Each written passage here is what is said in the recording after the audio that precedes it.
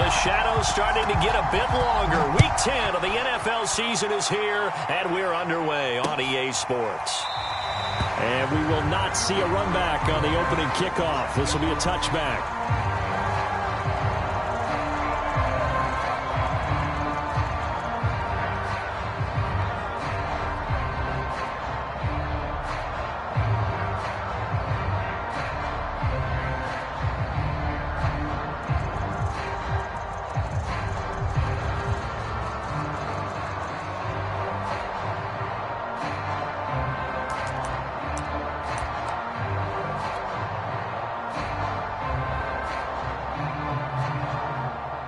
Three tight ends in the ball game here on 1st and 10.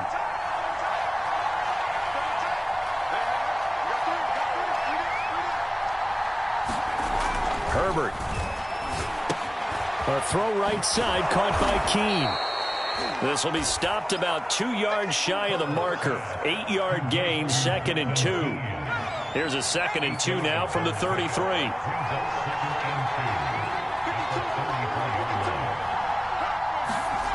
Now it's Herbert.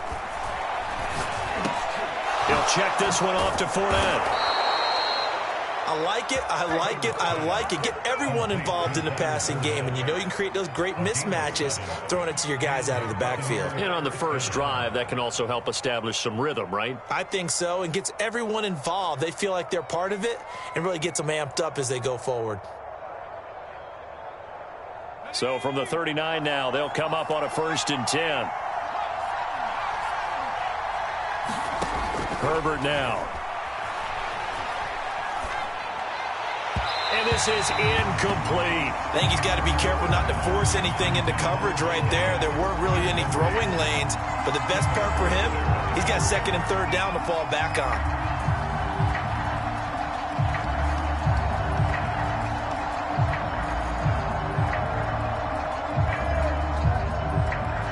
So after the incompletion on 1st, now 2nd and 10.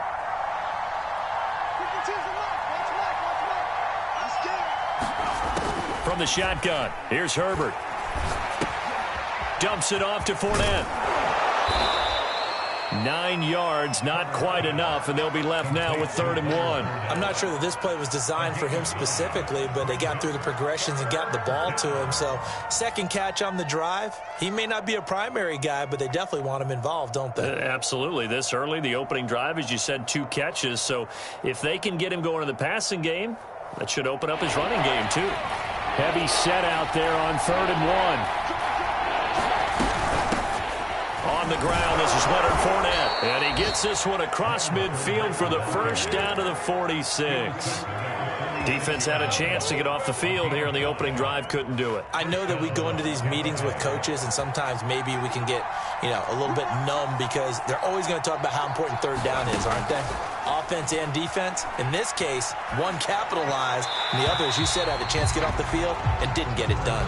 They've given up a few first downs on this drive, but getting the incompletion there, that should give them something to build on and maybe turn the tide.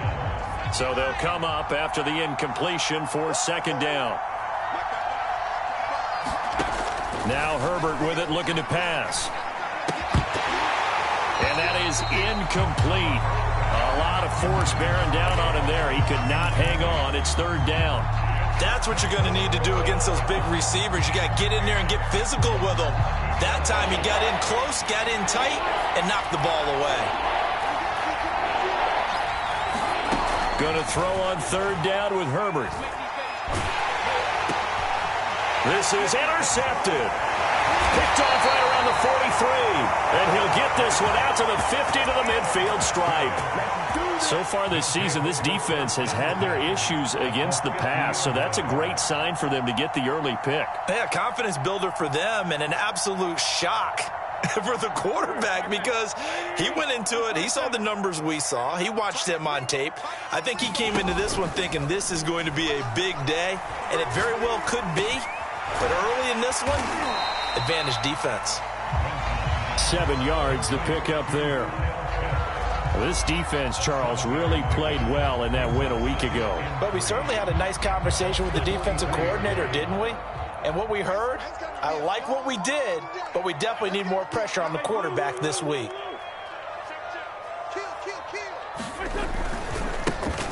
first carry for the Memphis man, Antonio Gibson. And this won't be enough to pick up the first. A gain of 2, 3rd and 1. So, CD, you look at this offense and what they've been able to do. 8-0, perfect through the first 2 months of the year. Second half of the season still to come. We get that. But what kind of a percentage chance do you think that they have of running the table? Partner, I think it's hard to say because history would tell us that the chances aren't good at all. We've seen a lot of good teams get to this point, and then they have that one bad week and takes them out of the running. I'm going to say 25%, and I feel like I'm being generous with that number. Line of scrimmage, the 37 on 1st and 10.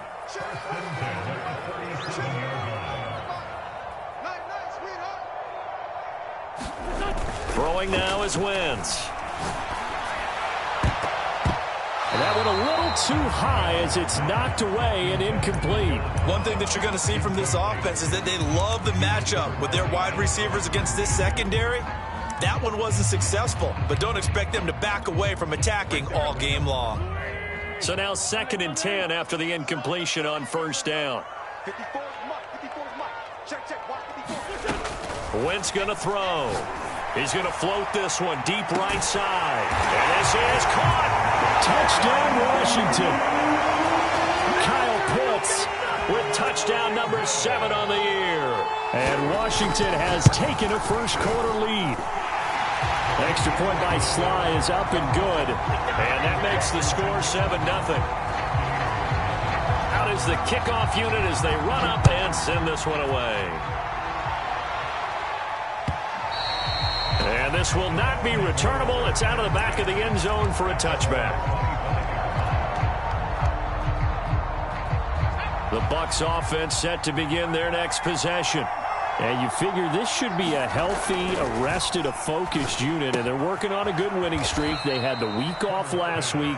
This is really a team, Charles, that should be in top form. I would agree absolutely with that. What coaches worry about, what organizations worry about, though, is overconfidence. They've been playing so well, and now they've had that extra time off. And we've seen teams come back off the open week and come out flat. So what a lot of good coaches... That's into a crowd and intercepted. Picked off by Troy Apke. And he's able to get it back to right around the 27. CD, I know it's just his 2nd year in the league as a quarterback, but that's going to be one when he flips on the tape. He's like, I shouldn't have thrown that ball. No doubt about it, and his coaching staff will be emphatic about he shouldn't have thrown that ball. But remember, 2nd year, as you noted, on-the-job training, so he's got to take this feedback that he's getting, negative or otherwise, and turn it into positives moving forward. So after the INT, here's Wentz. And this one is incomplete. I think we can all understand what they're thinking right now. They take over the ball in field goal range after the turnover, so they've got that in their hip pocket. But they've got to go for the end zone and turn this into a bigger points. Their thinking is a touchdown is really what they should get from starting here. Getting 3 points at the end of this drive, that would feel disappointing.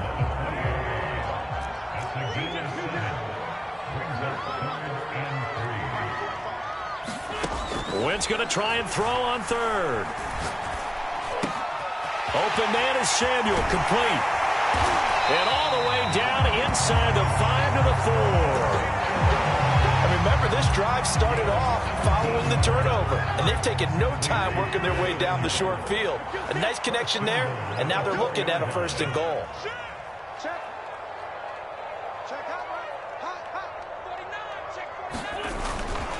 They'll run with Gibson. Able to get a couple here, but won't get across the plane as they stop him right around the 1. 2nd and goal from the 1.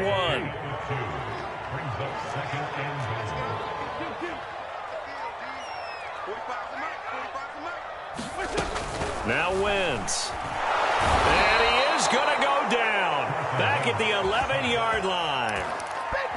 They'll wind up losing 10 there, a full 10 yards, so that one hurts. And it brings up 3rd and goal.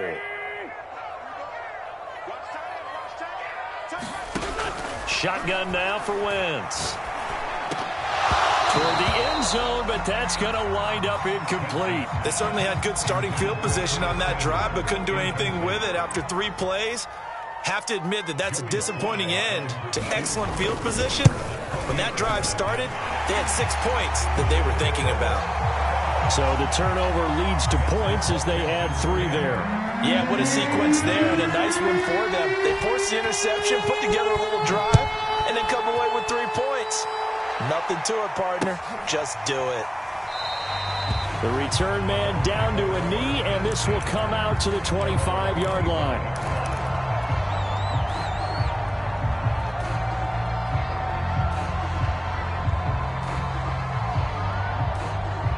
The Bucs offense set to begin their next possession.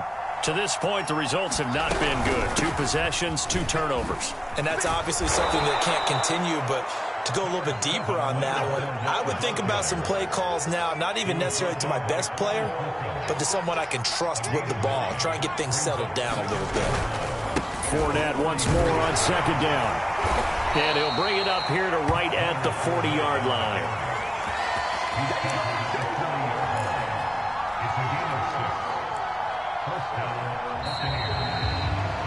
10-0 the score after 1 on EA Sports.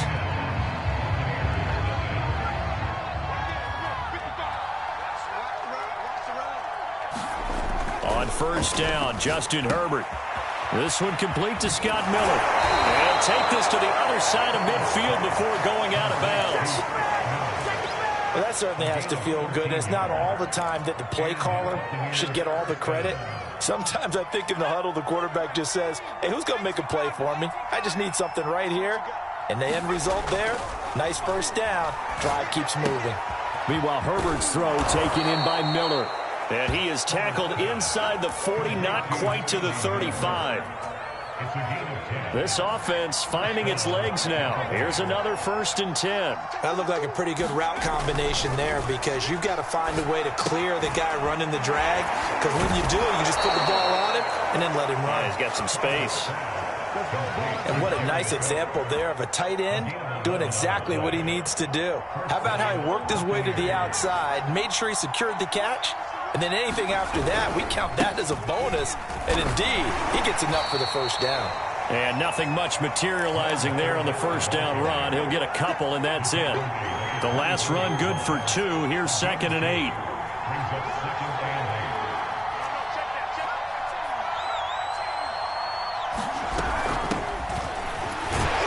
He is taken down at the 21 after a short gain of 2.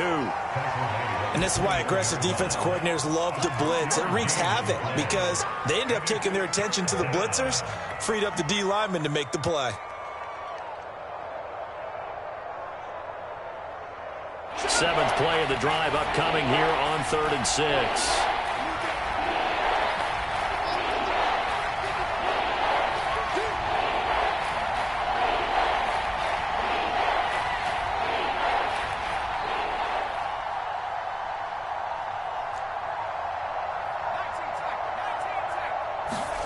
A shotgun snap for Herbert. Flushed out right. And he is out of bounds. Looks like right at the 15. With nowhere to throw it, decided to scramble, and a nice job, CD. Got the yardage that he needed. Yeah, and his teammates are certainly going to appreciate that effort, even if his coaches don't, because they would have wanted him to slide and protect himself. But he chose team gain over personal protection. And he's brought down just outside of the 10 at the 11. Call it a gain of 4 on 1st, and that'll make it 2nd down.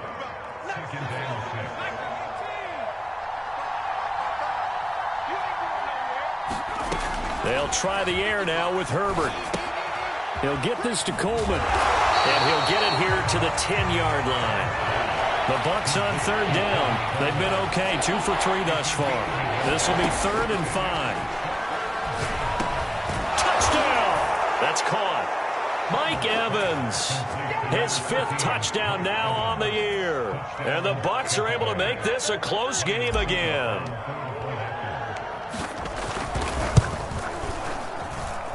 Extra point up and good by Succop. And the lead is down to a field goal.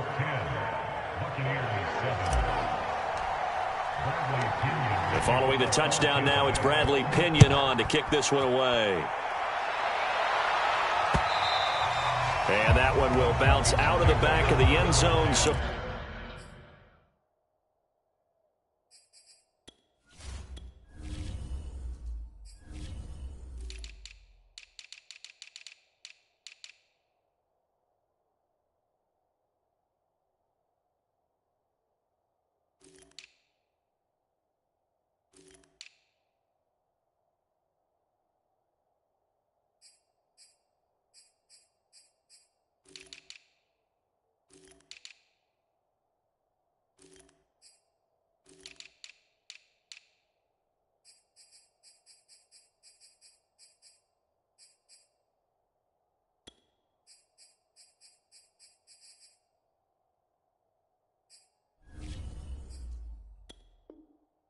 we will start here at the 25.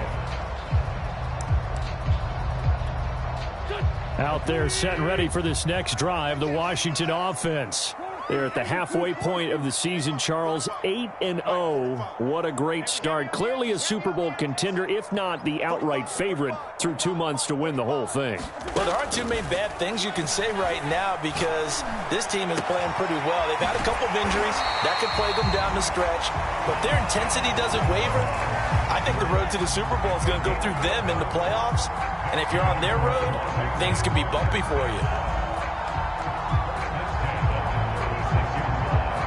So from the 36 now, 1st and 10. On play action, Wentz. Going deep downfield for Ross. Got a man, it's caught inside the 10. And he gets this down deep into Tampa Bay territory. A huge play there for Washington.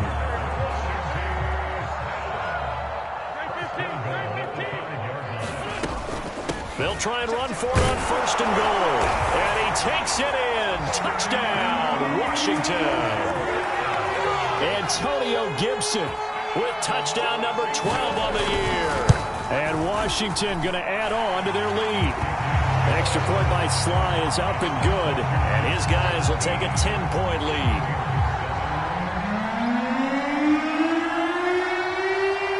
The kickoff team on the field now as they will send this one away.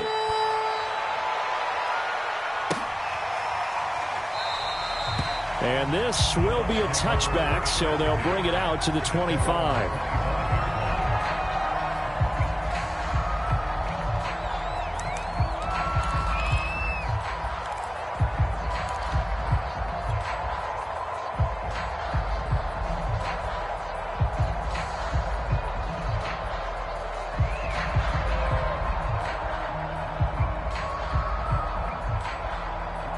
The Bucs offense set to begin their next possession. And, Charles, you look at these two teams, and these are those kind of litmus test games in the second half of the season that if you're a coach or a player, you can either really look forward to them or really dread them, depending on your point of view. And if you're dreading them, you're not going to go very far in the playoffs. You need to look forward to these kind of games because here we've got two division leaders, both real contenders for the NFC title.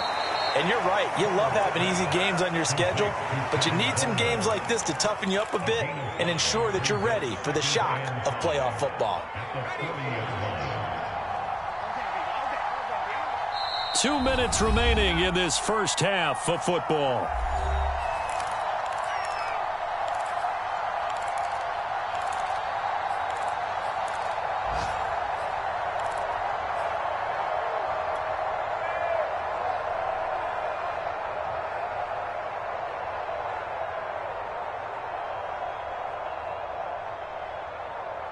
A reminder, once we hit halftime, as we do all season, we'll send it down to Jonathan Coachman in Orlando. He'll have all the stats and scores from games in progress around the NFL. The best multitasker in the business, the coach.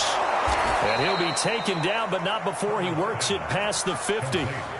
Hold on a second. Was that the fullback? That was the fullback. Who says it? The slot receivers are the only guys who can catch the football and get big yardage after the catch. Big yardage after the catch. Really nice job there, showing good hands and an ability to get upfield. They'll run with Coleman on first down. And he sneaks his way forward only for a couple here. Second down.